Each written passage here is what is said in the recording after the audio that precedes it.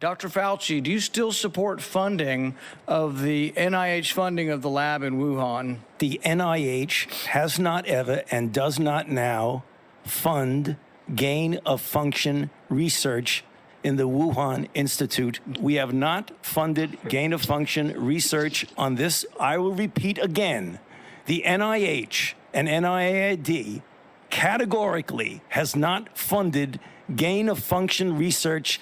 I just wanted to say, I don't know how many times I can say it. Well, maybe one more. How many times can he say it? Dr. Fauci being very careful with his words with Senator Rand Paul today. Fauci says the NIH and the NIAID never directly funded gain-of-function research at the Institute, the Wuhan Institute of Virology. But like we said, before that's true, but it's also misleading. You see, the NIH, headed by Dr. Fauci, sent $3.7 million to a nonprofit called Echo Health Alliance, which then turned around and sent $600,000 from that grant to the Wuhan lab. I hope you're following that. Take your time, play this back. Dr. Fauci's favorite sparring partner joins us now, Senator Rand Paul. Senator Rand Paul, you feel as though, using some of the things I just said, that Dr. Fauci was being deceptive today. In what way? Well, I think it's incredibly important that the audience know what gain of function is. They take an animal virus that's benign and does not infect humans, and they juice it up, they make it a super virus so it can infect humans. Now, ostensibly, this is done to study the virus, but there's a danger if that virus leaks that it could kill a lot of people. So when I asked him about this research, we knew the answer. The answer is this, that there's a famous scientist in the Wuhan lab. Her name is Dr. Shi, and she published a paper a couple years ago, which has been reviewed by MIT and says that it's a gain of function research. But in the byline, she has to list the sponsors. She lists Dr. Fauci and the NIAID as a sponsor of her research, which everybody acknowledges gain of function research, juicing up these super viruses. So I don't know how he can get around this. He could argue, oh, it was an intermediary group. We gave it to EcoHealth who gave her the money. I can't imagine he's on national television saying that he didn't do this when the peer-reviewed journal has a byline that says the author, this Batwoman, this scientist from the Wuhan Institute, that she acknowledges that the money came from Dr. Fauci and his institute. So this is a dangerous act. Okay, let's say it's science. I want to stop the next one, so I got to see what happens when we activate these viruses. But other people say it's too dangerous. If this gets out, it's going to be devastating. Somehow it could have gotten out. Is that what you're saying, Senator? I don't think we know for sure, but yes, it could have gotten out. And there are a lot of people arguing that there are several different unusual aspects to the virus that make it look like it came from a lab and not from nature. They haven't found an intermediate host. They haven't found anything between the bat and the human. Both SARS and MERS went to an intermediate host like a ferret or a civet.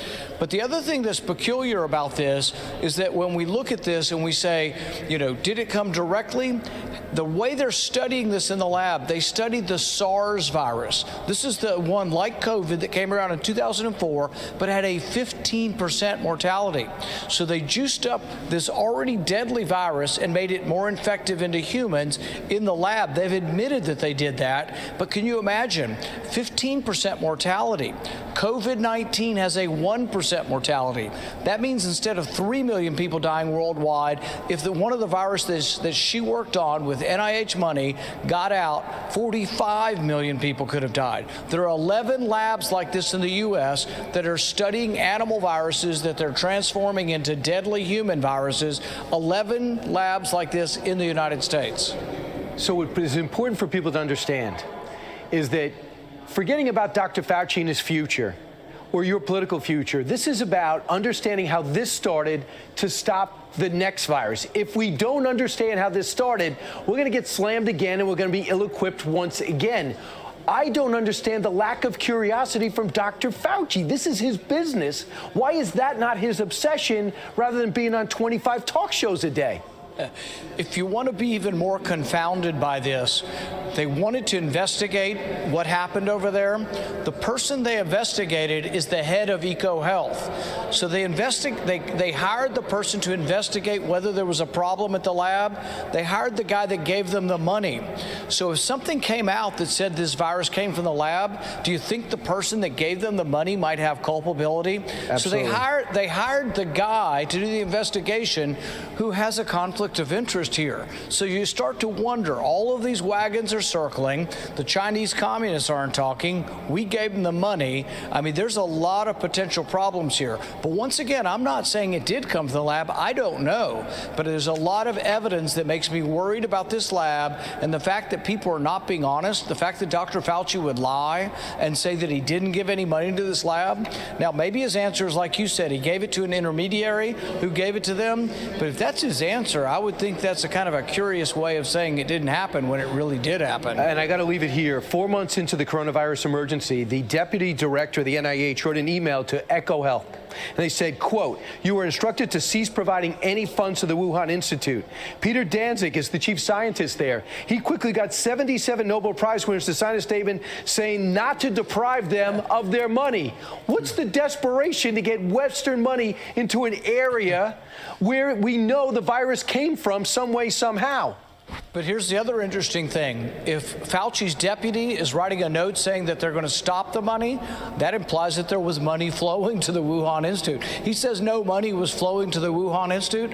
Well, then why was it stopped? I mean, none of this makes sense. None of it makes sense at all. And I just wonder when a Democrat, and I hear Senator Menendez and others are beginning to mobilize to understand that this is national security, and we got to find out. It would be the biggest liability case in the history of man, and China would be at the forefront, and maybe some others.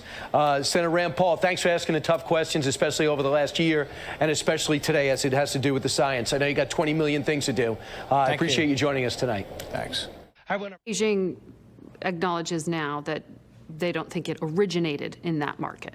Well, it may not have originated in the market, but it certainly could have. I think you could say we don't know how and where it originated.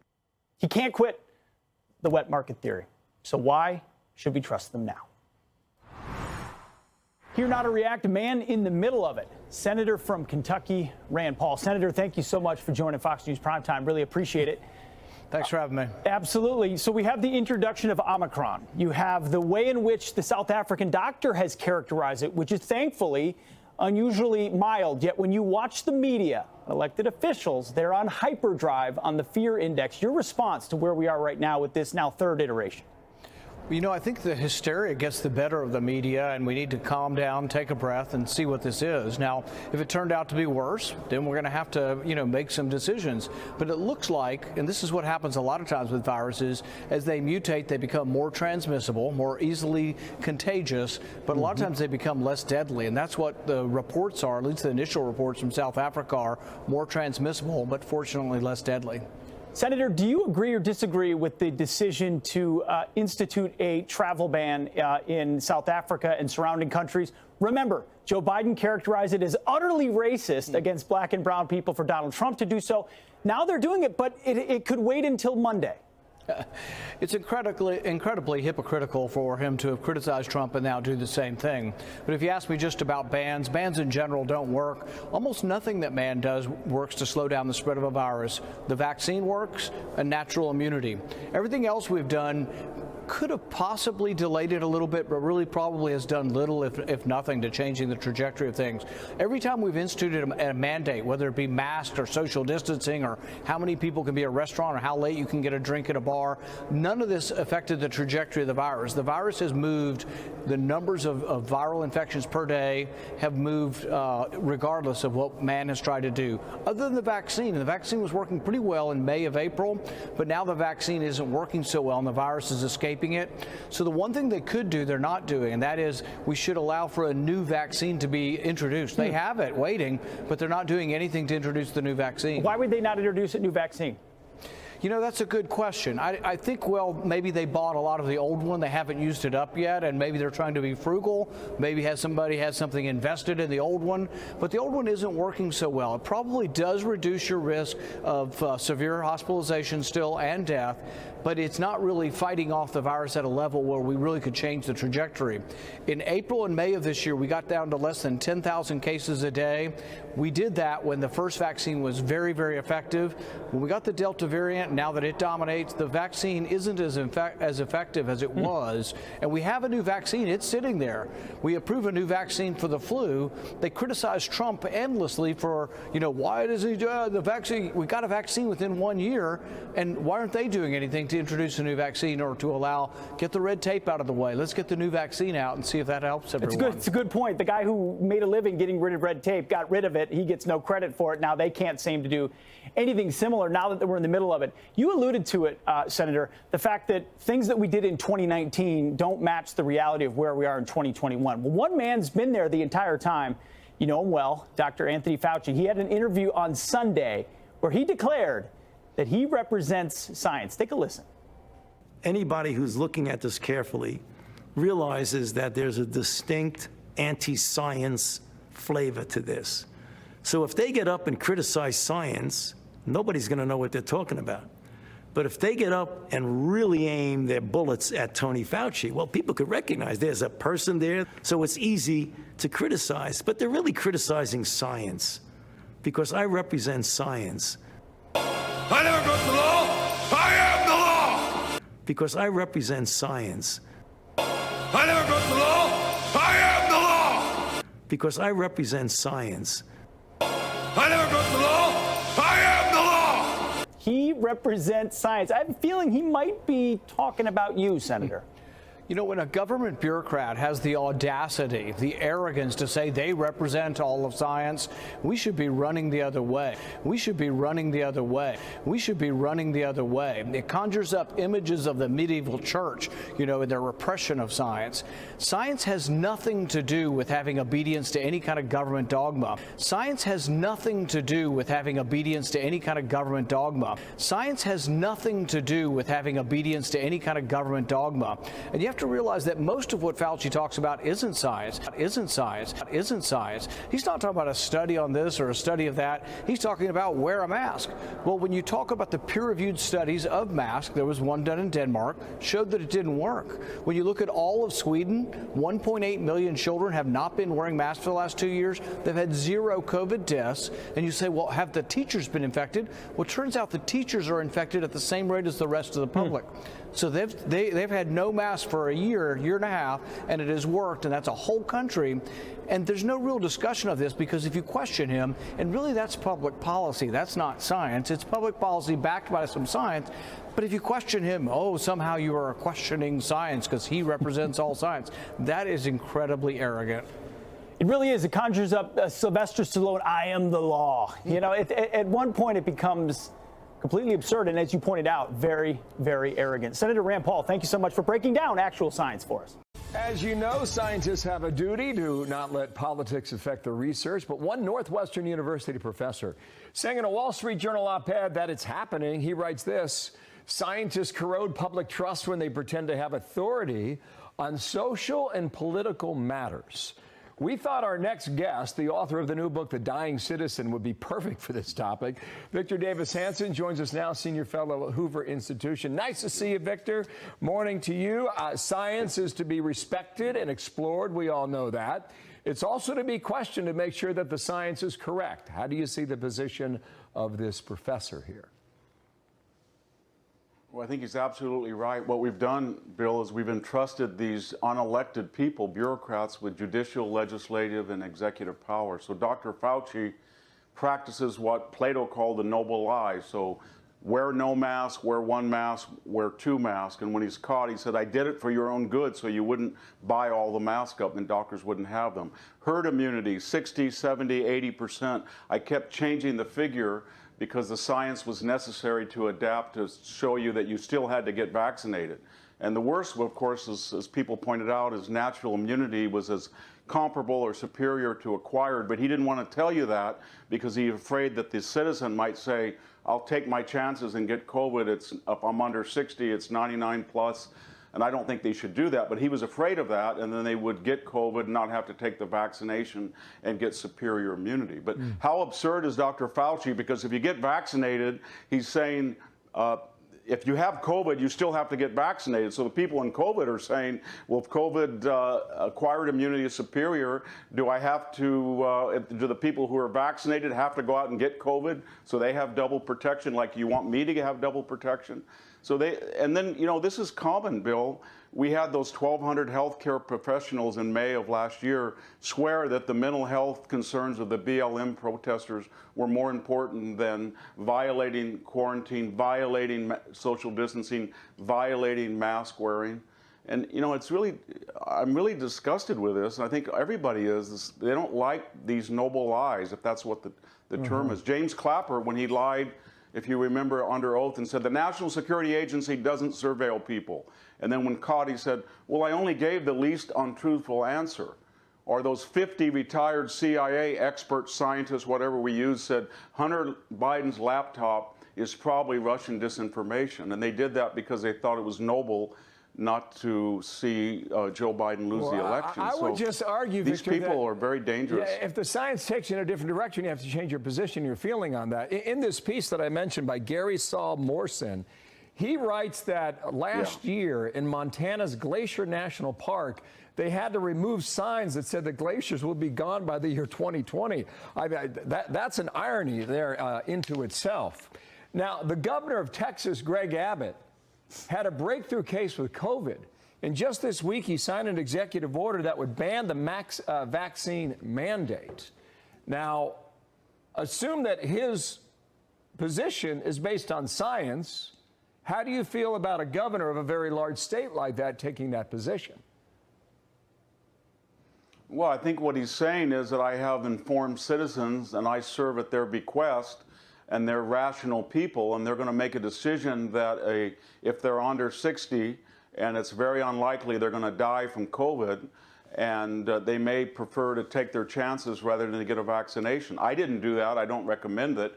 But I'm not going to tell somebody that acquired immunity is not as good as a vaccination when the science says otherwise, because I'm nobly going to lie to them and hope they'll get otherwise vaccinated. And that's what he's trying to tell people, that I'm going to give you the facts and let you make the decision because I trust your judgment more than I do Anthony Fauci's. Remember, Anthony Fauci is a person who routed $600,000 through EcoHealth and some insane idea to promote what was really gain-of-function research at the virology lab in Wuhan, which was ground zero of the pandemic, and he still denies that it's gain-of-function research. A citizen wouldn't do that. Nobody would elect a representative to do that. Only somebody who's unaccountable to the people has that latitude and power, and yet we're not supposed to get upset about it. And he to this day, he won't tell us why he routed that $600,000 or whether it is or not gain of function. And the science suggests that he's incorrect. Fair point. Mike Gallagher, Congressman's coming up in about 45 minutes on that very topic about Wuhan and what the axis is or is not. Fauci once said, if you're seeing attacks on me, quite frankly, those attacks are on science. His quote. Victor Davis Hanson, thank you for... We have a lot of cult figures and religious figures throughout history that said, if you dare doubt my word, then you're an apostate or you're irreligious. So he's treating science as a personality cult and a religion that's wrapped up in his own persona. And that's about as anti-scientific as you can be. He should be saying, look at the data, use a scientific method, and then see if I'm on the right or wrong side of science and make your own decisions based on logic. Not trust me, I'm a cult figure. Fair points. VDH, thank you. Victor Davis Hanson. Nice to see you, sir. Thanks for coming in. Now, tonight for mask mandates, Joe Biden's disjointed COVID-19 policy has been an utter train wreck. One reason for the Adam Schiff show, as I call it, Joe Biden does whatever Dr. Anthony Fauci tells him to do. Sadly, Fauci, we now know, is dishonest, corrupt, self self-interested. A government doctor, God complex, cares more about his own personal fame and celebrity status in Democratic circles than he does in protecting the country. In order to get airtime on TV, he frequently just makes things up. He guesses. He jumps to conclusions. He has been wrong on almost every single major issue in this pandemic from day one. He flat out lied about the origins of COVID-19. We have the evidence and proof. His involvement in gain-of-function research at the Wuhan Institute of Virology is now well chronicled. But according to the great Dr. Fauci, he can do no wrong because he is the very embodiment of truth and science. Take a look. Anybody who's looking at this carefully realizes that there's a distinct anti-science flavor to this. So if they get up and criticize science, nobody's going to know what they're talking about. But if they get up and really aim their bullets at Tony Fauci, well, people could recognize there's a person there, so it's easy to criticize. But they're really criticizing science because I represent science. That's dangerous. Oh, okay, Mr. Science. Texas Senator Ted Cruz, rightly, along with Rand Paul, calling on Fauci to be investigated over his ties to the Wuhan Institute of Virology. Senator Cruz joins us now with more. Senator, you laid out the perfect proof positive that he's lying. He knew about gain of function. He knew that the NIH contributed money to it, and he lied. Tell us the chronology. Well, I got to say, you know, Dr. Fauci, I think, is the most dangerous bureaucrat in the history of the country. You know, he talked a moment ago, you just played, about hurting science. I don't think anyone has hurt science, has hurt the credibility of the CDC, has hurt the credibility of doctors more than Dr. Fauci, because throughout this pandemic, he's been dishonest, he's been political, he's been partisan, and the American people know it. Why is it that the Biden administration decreed that masks have to be worn in schools by kids? Well, because teachers' union bosses wanted it, and that's not a scientific reason, that is a data reason. And you know, this weekend he did this long interview where he gave the answer. He said, I represent science. I am science. I got to admit, Sean, I was laughing. It's like Louis XIV, the Sun King in France, saying, L'État c'est moi, I am the state. It is this delusion of grandeur that you cannot criticize him. And it was very striking. You know, in the course of that interview, he was asked about, I asked the Attorney General Merrick Garland if he's going to investigate and prosecute Dr. Fauci for lying to Congress. And Margaret Brennan asked him about that. And what did Fauci do? He didn't discuss any of the substance. Instead, he just attacked and engaged in ad hominem attacks. He basically did the Beavis and Butthead defense. He just screamed liars at everything. But, you know, facts are stubborn things, Sean. And so here are the simple facts that Fauci needs to explain and that the Department of Justice should investigate. So on May 11th, Fauci testified before a Senate committee that, quote, the NIH has not ever and does not now fund gain-of-function research in the Wuhan Institute of Virology. That's a clear, categorical statement. But then on October 20th, the NIH wrote that they funded an experiment at the Wuhan lab testing, quote, if spike proteins from naturally occurring bat coronaviruses circulating in China were capable of binding to the human ACE2 receptor in a mouse model. That is gain-of-function research. That is taking an existing virus and modifying it to make it more dangerous to humans. And listen, at the end of the day, 18 U.S.C. Section 1001 makes it a felony, punishable by up to 5 years in prison for lying to Congress. The statements from Dr. Fauci and the NIH are directly contradictory. And I got to say, I think Margaret Brennan is a talented journalist, but she dropped the ball in not following up, letting him just respond with insults instead of asking him the simple question. You stated that we don't fund gain-of-function research. The NIH stated we do fund gain-of-function research. They can't both be true. And if you lied to Congress, it's a felony. She didn't press him on that. And the reason this matters is there is a lot of circumstantial evidence to suggest that the U.S. government participated in funding research modifying coronaviruses that could well have led to COVID-19. And if that's true, that is stunning and indefensible. We know the Chinese government has enormous culpability, but there's a real possibility the American government under Dr. Fauci does as well, and that's what he doesn't want to address. I think you're right. His testimony, I think it was May 11th, and the letter from the NIH on October 20th are directly contradictory.